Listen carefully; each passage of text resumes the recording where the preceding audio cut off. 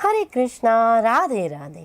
आप सबका वेलकम है वृंदावन सखी में। कामिका एकादशी का ये व्रत किया जा रहा है। हमें किस प्रकार लड्डू गोपाल जी का स्नान करना चाहिए, भोग में क्या देना चाहिए, आज वीडियो हम इसीलिए लेके आए हैं। वीडियो आप एंड तक अवश्य देखिएगा। तो देखिए, सबसे पहले हम गोपाल जी का करेंगे स्नान। तो देखिए, स्नान कराने के लिए सबसे पहले आप एक स्वच्छ बर्तन लीजिए। ठाकुर जी को इस तरह से हम पुष्पों का आसन देंगे। जो गोपाल जी का स्नान होता है वो होता है गाय के दूध से। तो हम गाय के दूध से गोपाल जी का कराएंगे स्नान। इस तरह से देखिए कितने सुंदर सुंदर गोपाल जी और कितना मंद मंद प्यारे मुस्कुरा रहे हैं। तो अब हम ठाकुर जी को स्नान कराएंगे सिंपल जल से, सादा जल से।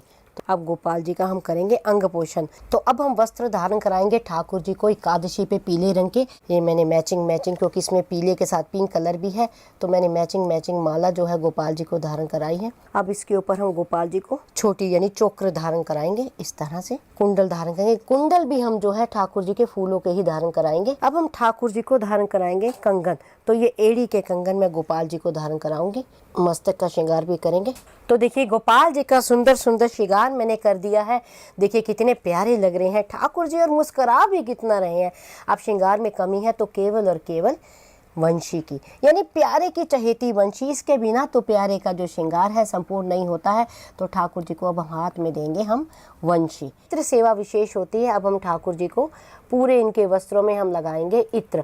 अब इसके बाद करेंगे हम गोपाल जी को पुष्प चढ़ाएंगे। आपके पास कोई भी पुष्प अवेलेबल हो आप वो पुष्प चढ़ा सकते हैं। तो देखिए, सुंदर सुंदर पुष्प हमने गोपाल जी को दिए। अब गोपाल जी को देंगे हम तुलसा जी।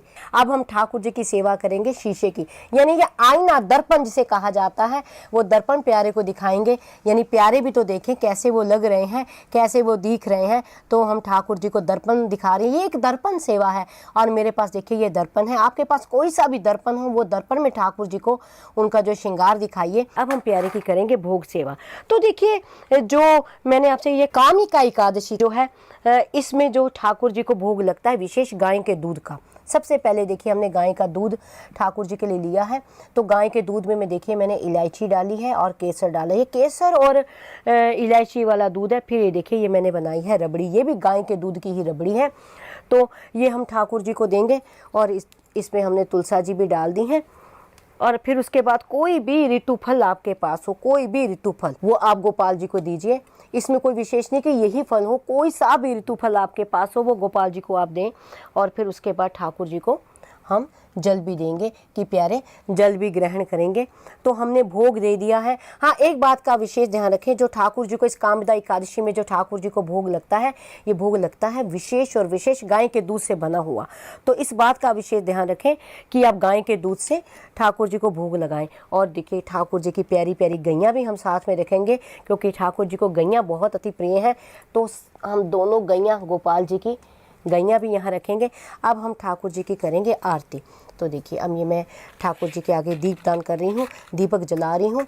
तो इसके बाद हम ठाकुर जी की आरती करेंगे। तो आरती आपने करनी है, आप कपूर की आरती भी कर सकते हैं। आप ये देसी, हाँ, इस बात का विशेष ध्यान रखें कि आरती जो देसी घी की हो। तो अब इसके बाद हम ठाकुर जी की आरती करेंगे इस तरह से।